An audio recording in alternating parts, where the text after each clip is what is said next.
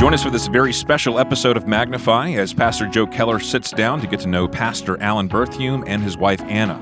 We'll be blessed to hear how God has been good, gracious, and faithful to them in their work of ministry. I'm your host, Aaron Miller, pastor of equipping at Grace Baptist Church in Santa Clarita, California. Welcome to Magnify.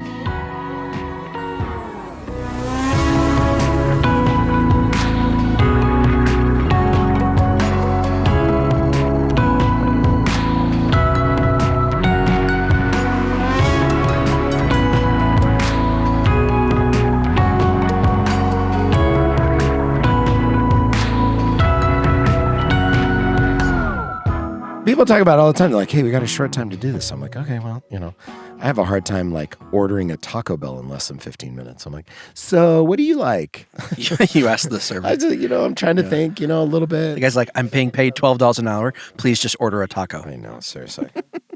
There you go. I just think that Anna's laugh is probably the best audio cue that you want to cue to. Yes, I agree. Sorry. I told her, I was like, just be laughing, enjoy this. Yeah. Well, I asked him about 20 times, so what are we talking about? It's interesting. I actually asked myself the same question. Yeah. So. But this kind of environment, honestly, magnifies just probably like one of the best excuses just to hang out. Yeah. So that's what we're doing. And we get the opportunity really to talk about introducing you guys to kind of the Grace family through this medium, which is great. I know that you guys have been on the patio. You guys have been in the Bliss ABF. You guys are hanging out with the college students. You guys are wandering the halls, of Grace kids, both in terms of leadership and then also, with Silas and Milly and chasing them around, which is whatever. So, so this gives us an opportunity to just kind of hang out and spend some time together. So why don't we do this? Why don't we just jump right in? Is that okay? Okay, sure. We jump right in. First of all, for whatever it's worth, it's nice to see both of you. I can remember and think back to the conversations that we were having and the ways in which that God has so kindly brought your family to Grace Baptist Church.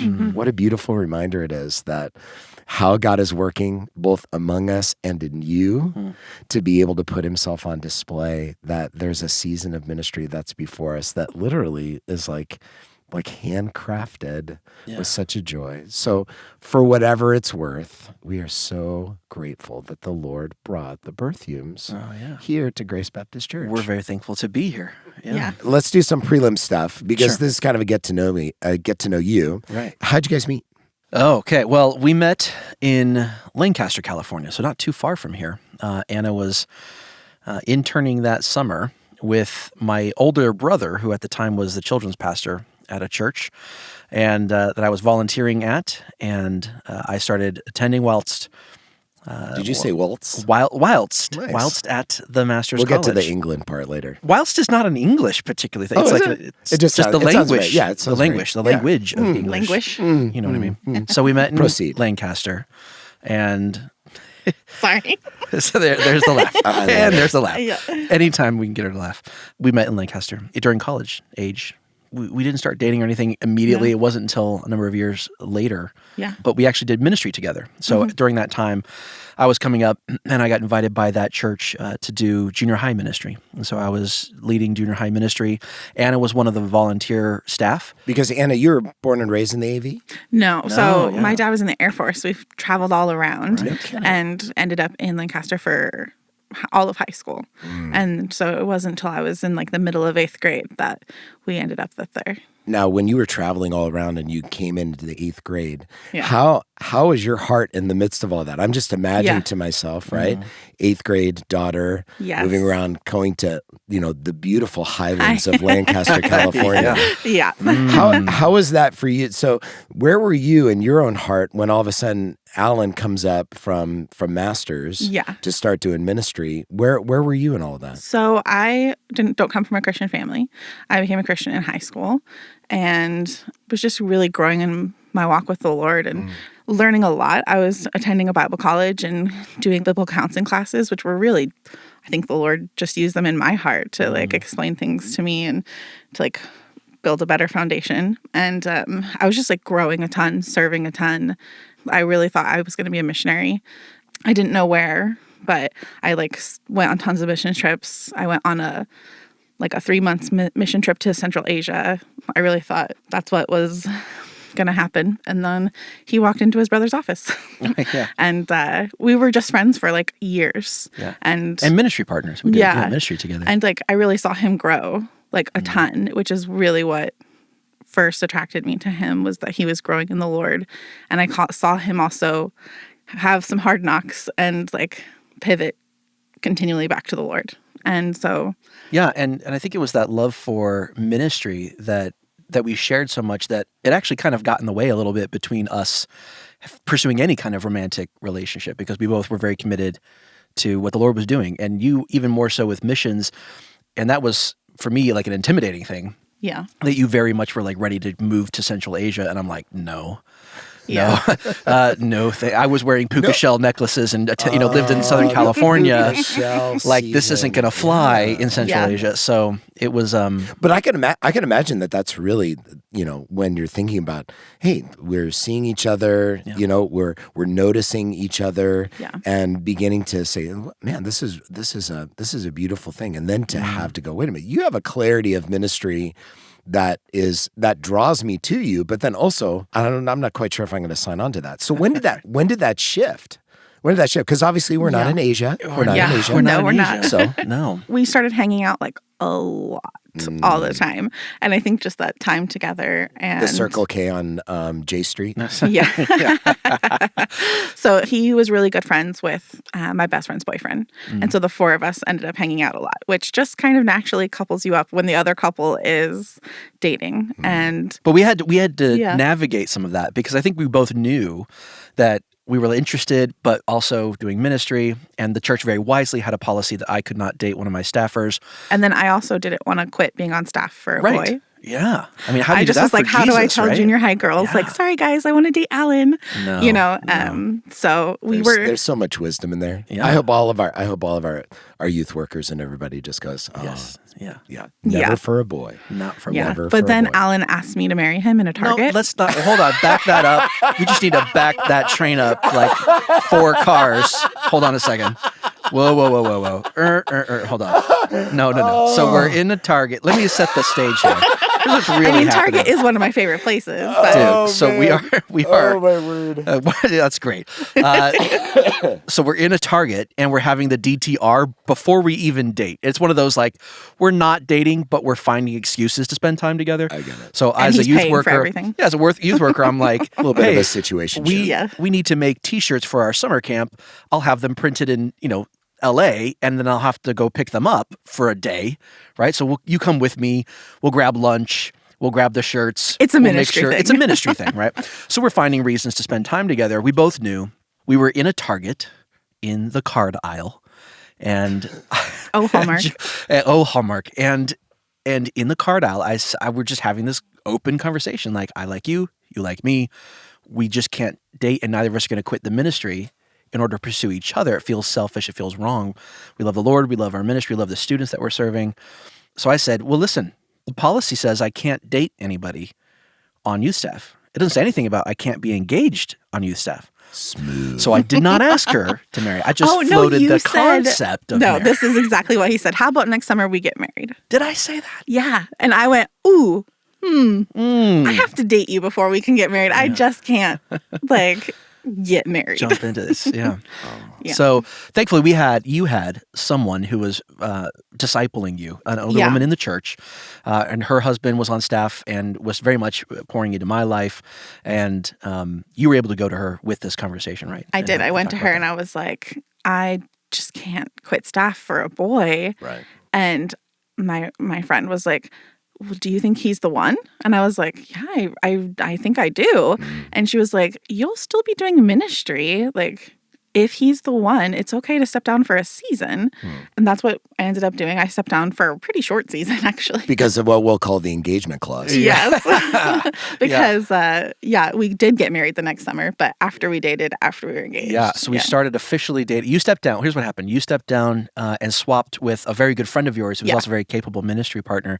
She was serving in children's ministry at the time, and you two just swapped positions. She jumped into junior high. Well, she was interested in joining junior high staff, but right. she had to serve out the rest of her commitment to the 2-year-old Sunday school class. Right. And I was like, what if I finish your commitment and we just switched places. Right. And so that's what we did. I really like the creative ministry mobilization for the sake of love and marriage. Yeah. I just think that works. And I think that for some reason, I feel like we should be doing a live broadcast in the Island Target. I think that just be... People are coming by with carts. Excuse me. Now, for those of our listeners who don't know that you've served as missionaries together in England and out and from that church. So how did we get from the Island Target, to then aligning hearts and opportunity to do ministry overseas? Yeah. So we start dating.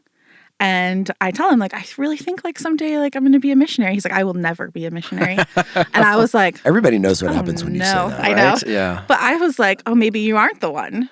And I went to that same friend, and she was like, he doesn't get to decide. The Lord does. Like, if the Lord wants you to be a missionary, you'll become a missionary. And he can change Alan's heart. Right. And so that, honestly, I think that was the harsher tactic that I learned, was that she did not nag me. Right? She didn't continue to talk about missions. She did the worst thing. She just prayed that God would change my heart. And I slowly became super convicted. Because in youth ministry, I was very much invested in raising up the next group of guys who could do youth ministry. So I had a number of other college students that I was training to replace myself unknowingly, right? Right. And so the day came where I was sitting around going, man, honestly, if I got hit by a truck tomorrow, any of these guys could step into the gap. But who's going?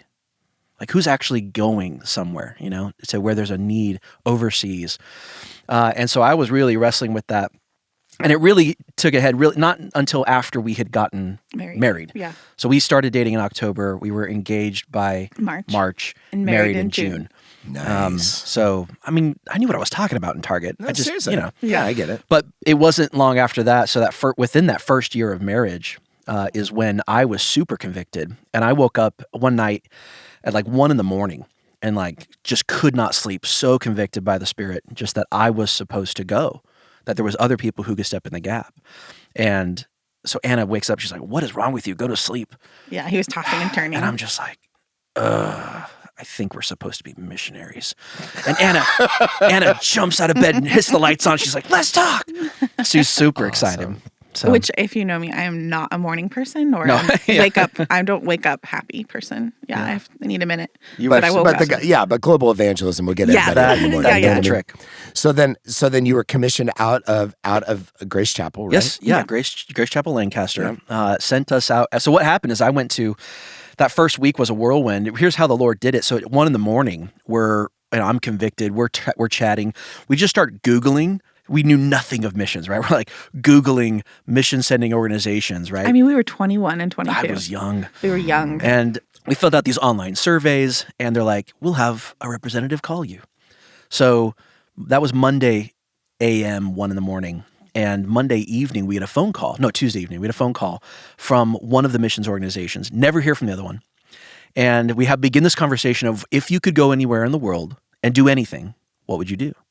And I had said, when we were on our honeymoon in Italy, I remember when our bus pulled up next to a cafe, and there was an older gentleman who was stacking chairs at the end of the day, and he walked up the flight of stairs to clearly what was like his flat above it. And I said to Anna, how cool would it be to live in a place like this and to have a cafe resource like that you lived above, and after you close shop at night, you just used it for Bible studies, right? And I'm just thinking ministry. And Anna's like, yeah, that would be great. So I shared this story. By the way, that is missions. That is mission. Yeah, for those listening, that can be missions. So I shared that story, and this person's like, "Well, we don't have anything in Italy, but what do you do?" And I'm like, "Well, I'm a youth pastor." He says, "Well, we've got church plants, right? Like these fledgling church plants all over the UK and other places, and the UK was one of them. What do you think about that?" And so we were like, "That sounds cool. I mean, maybe, yeah, I could see how that works." And she's like, "Well, here's one opportunity. They're looking for a youth worker to come and do youth ministry. And it says that they have a cafe. They want the young couple to lead or whatever." No kidding. Yeah. And I was like, Gee whiz. So, interesting. She said, "I'll give you 2 weeks, pray about it," right? And we'll just see what the Lord does. So she called the next day. We're like, "This wasn't 2 weeks. You lied to us." And she says, "I hope you don't mind. I was so excited. I called the pastor of this church, and told him about you guys. He's thrilled, would love a chance to talk with you. That's cool. So this is Wednesday, right? She says, can you talk to him tomorrow?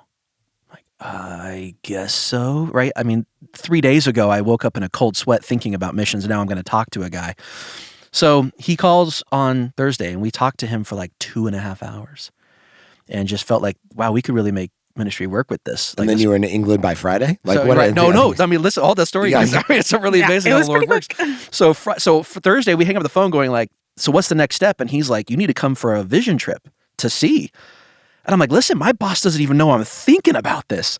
So we scheduled the next available slot to meet with Pastor Chris at like 8 a.m. on Friday morning. And we spent the whole night just praying, like as ignorantly as possible, perhaps now as in my perspective, but we were just praying like, Lord, if you want us to go, let Chris say yes. Right. And if not go, just let him say no. Yeah. Lord, please don't let him say pray about it. We just don't want to pray about it. We just want to clear direction. Because I'm backlogged to England. My flight's already ready to go. Okay. I'm ready to go. So I would assume that knowing Chris, right? Yeah. That Chris looks you in the eye and goes, let's do it. Yeah. No, he literally said, you should go. Yeah. You should go. So then we found out that he and one of the other pastors on staff have been praying for the last 2 or 3 years for an opportunity in the UK. Praise the Lord. Yeah. So he says, when can you go? And I'm like, hey, we're going into the summer. Like, I've got youth group. I think it was February. I was like, we're so slammed. We got nothing. And actually would have been right around this time, February into March. And he says, well, that's too long to wait till after summer program. What are you doing next week? Wow. And so on Monday, we were on a plane flying. So 1 week later. Wisely, they sent an older couple with us that knew us really well to another pastor and his wife. See, and what you're describing all through it, and I think it's so embedded in who you guys are, is that as you're thinking about life and ministry, that there are people that you have invited into, there are people that you pursue to join with you in thinking and discerning, both relationally in terms of looking to God's word as you're doing ministry together. I mean, it's so, I mean, again, it's so evident in the two of you how you really do life together. I mean, you really do. Yeah. And so you've been out and you're out there in England. Yep. We were there for 6 years. Our son was born there. We ended up in Oxford, England. We loved every second of it. Yep. Yeah. It was the first, still early years of marriage. We were in our early 20s. And it was really great. I came from a family that was pretty involved in the church after we did get saved. And Alan was on staff there, and we were both still known separately. And so people would see me coming like, oh, there's a Ride Out girl. Oh, got it. And we weren't really seen as a couple. Right? Yeah, we weren't like the Berthiaumes. Suddenly you go to a new church, and it's like, you are the Berthiaumes. Yeah. So we ended up at Calvary Chapel, Oxford. Thus, I love us. Yeah. Yes, I love us. There's a little Instagram handle that I appreciate. Yeah. Anna was like one of the first people to ever get on Instagram and got this early days. Like the early, everybody wants the I love us tag, but it's hers. Hey everybody, Ryan Fogelsong here to remind you that Saturday, April 1st, we have the Gettys coming out to Grace Baptist Church. They'll be here for a one-day conference called Sing West, and that conference is for anybody involved on a Sunday morning church service. So if you're an electric guitar player, piano or keyboard player, you play bass or drums, if you're a part of the tech team or you're interested in hymn writing, this conference is for you. That'll be Saturday from 9 a.m. to the mid-afternoon, and then that evening, the Gettys are performing a 2-hour concert with their world-class musicians. It's going to be a wonderful time. Make sure you sign up for both events. Sing West in the morning and the concert in the evening. You can find the registration links in the description. See you there.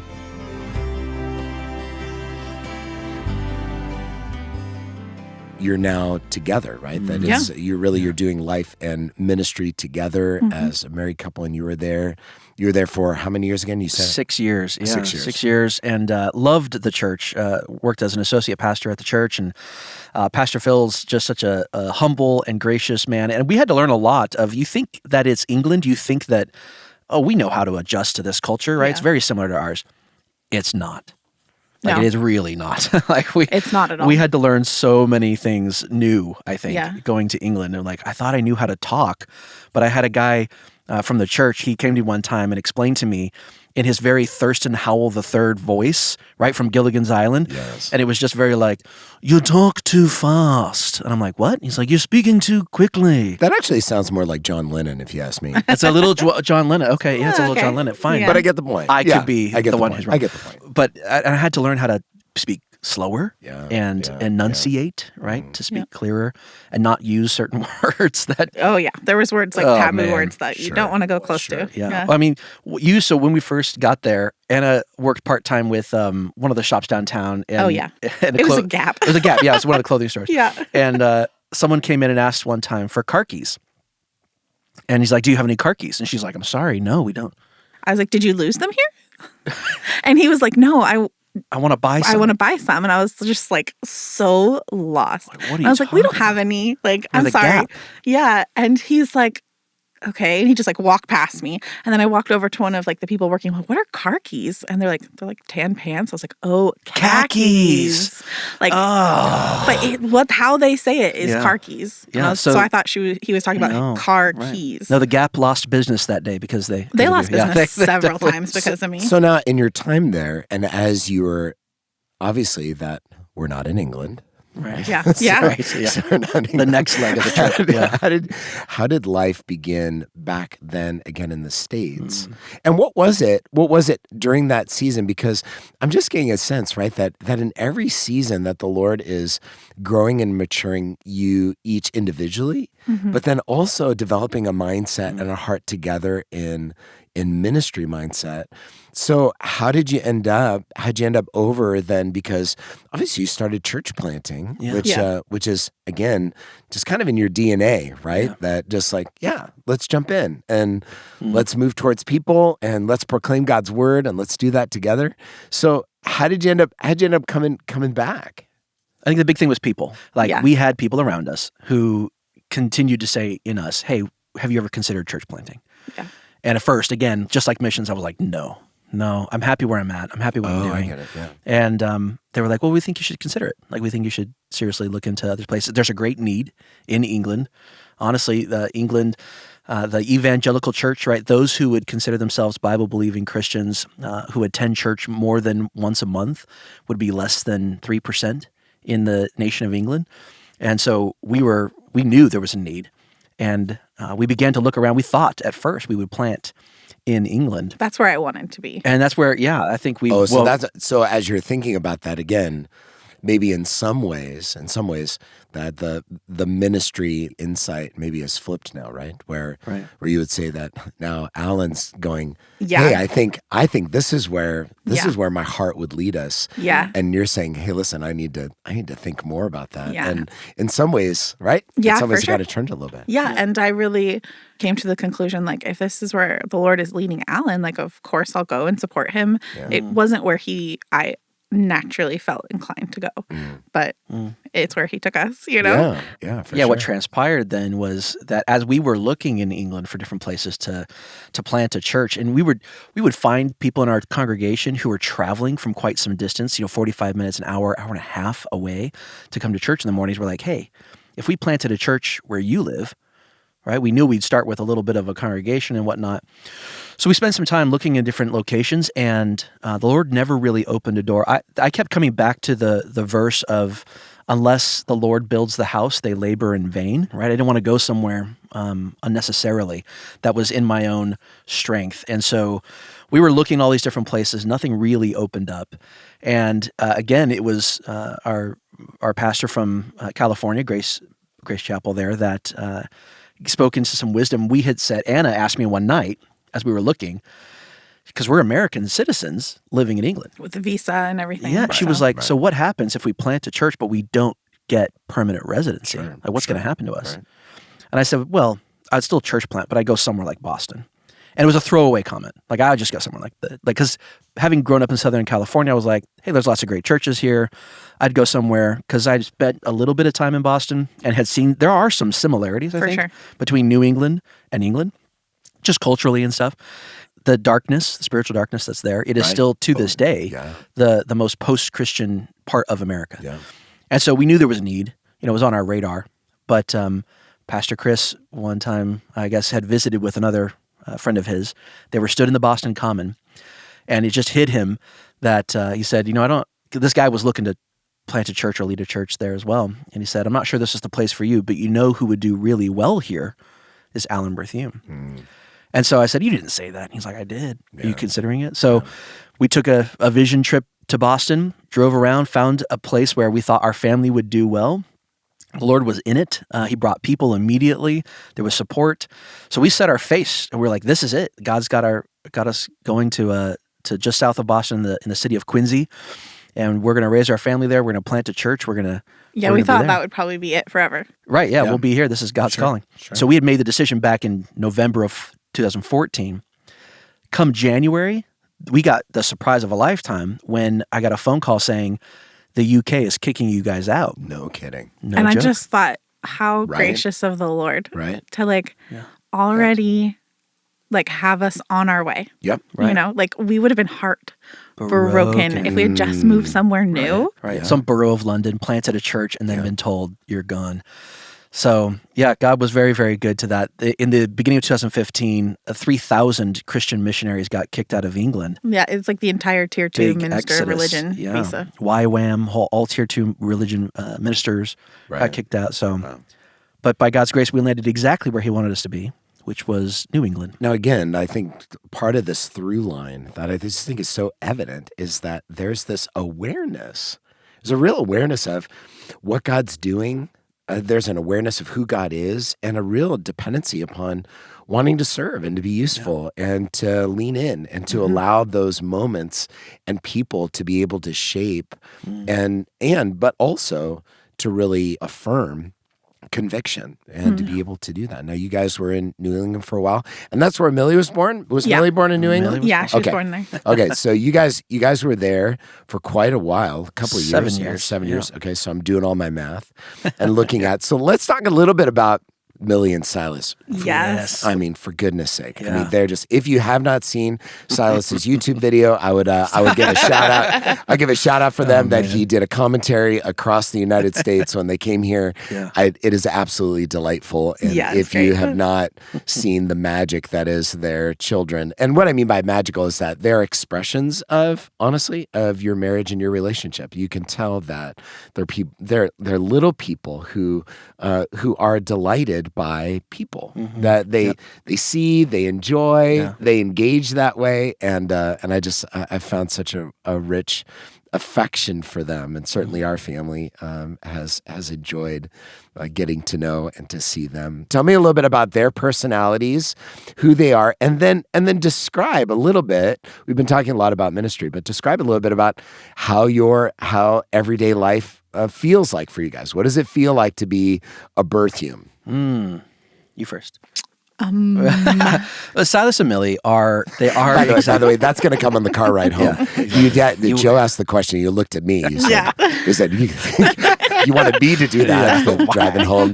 Why did you come? Yeah, Silas and Milly are full of life, right? Yeah. They're just, we always say Milly lives life at an 11. And it's true. She's like me. She gets energized by being around people, loves to chat. I mean, she'd come into the office and just run to everybody else's office and start talking to people. That's halfway because everyone has candy in their office. I know, we really need to talk about the culture in our church, actually. It's like eternal trick-or-treater. Right? Yeah. The kids love it here. And I think that's been a big part of what we're so blessed by at Grace Baptist is such a loving church family that has welcomed us so readily. Yeah. We have felt at home almost immediately and have made great connections with people.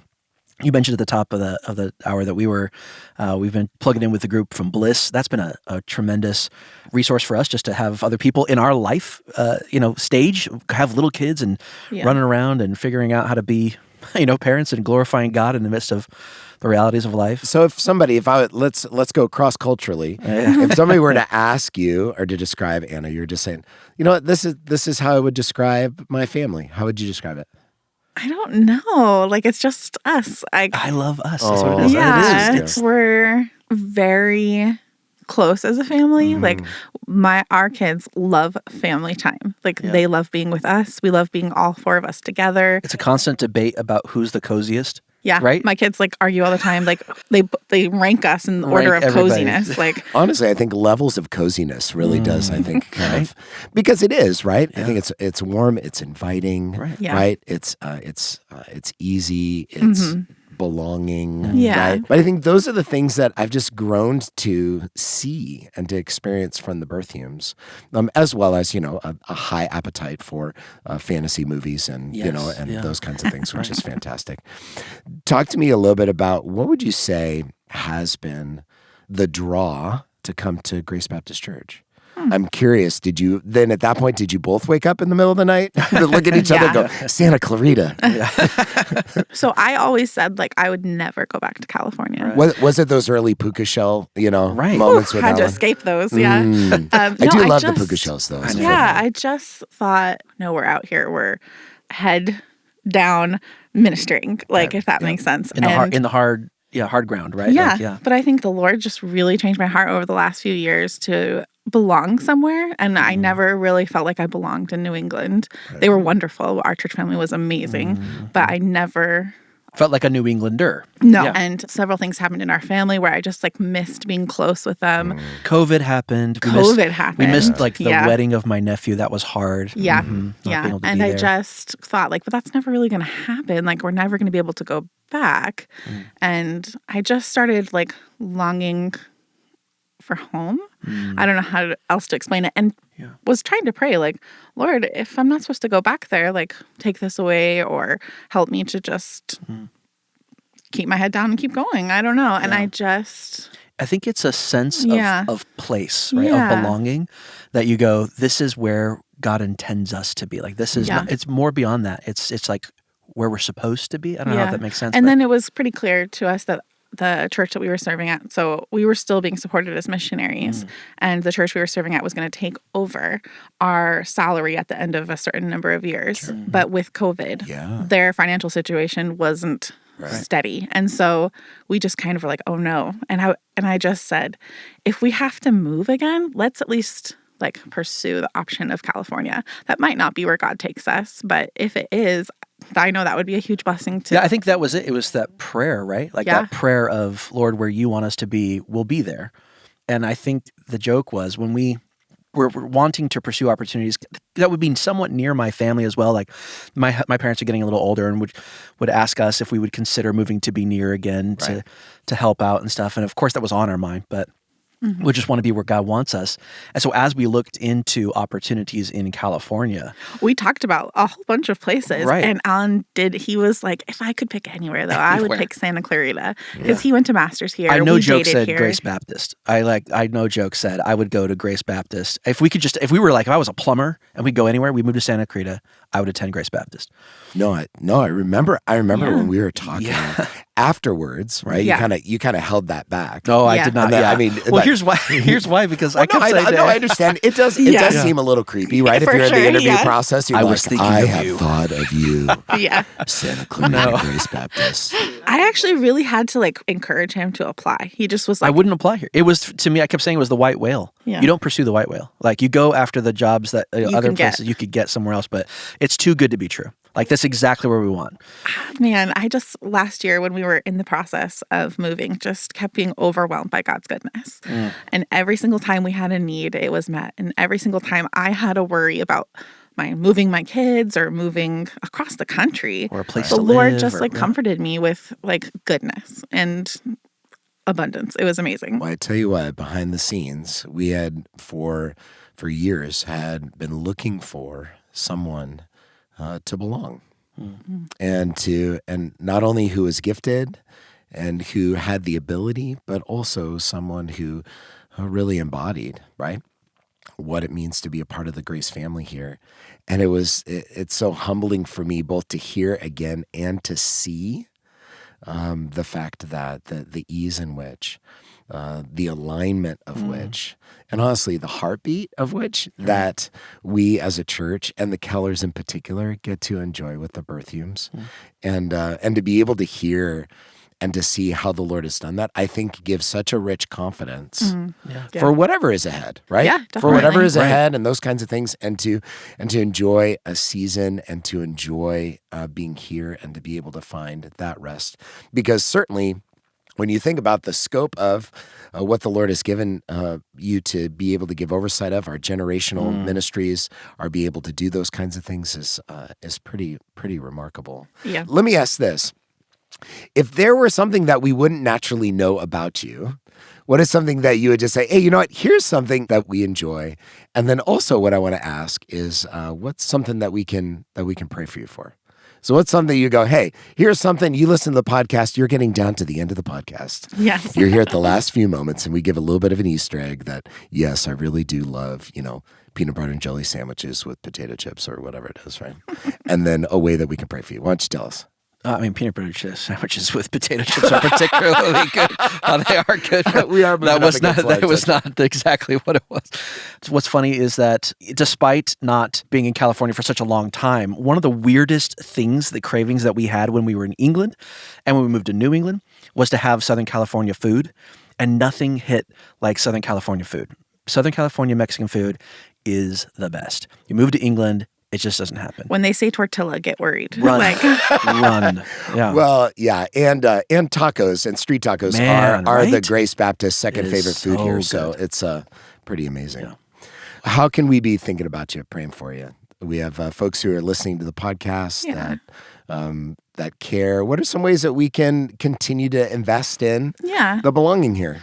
Yeah, I think just to continue building friendships and helping our children build friendships. And, we have gotten to know some amazing people, but we have no history with them yet, And so just as we continue to pour into Build, people yeah. and build up our people here, if that makes sense, and just to settle in, keep settling in. Yeah, I hear It's that. such a cozy place to settle Yeah. at Grace Baptist. I bet you Silas would rank, Grace Baptist coziness pretty well on the Pretty scale, I high. think right? so. Yes. Yeah. Pretty high. Milly too. Berthiaumes, Yeah. listen, I'm telling you, I'm holding back because I think that we could spend so much more time together. But I hope that it leaves our listeners to actually want to know more and to find you on the patio. You're Yes. always there. We will be there. You're always there.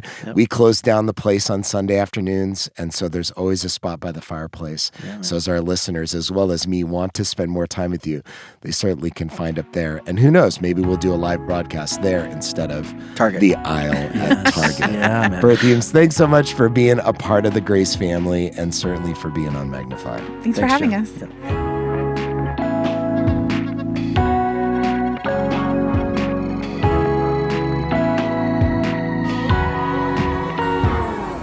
Thank you so much for joining us today. Make sure to subscribe to Magnify Podcast so you never miss an episode.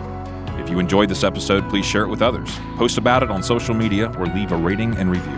We would love to hear from you, so if you have any questions you'd like to ask in our mailbag, you can email them to magnify@gracebaptist.org, and we will answer them on the show. Thank you so much for streaming.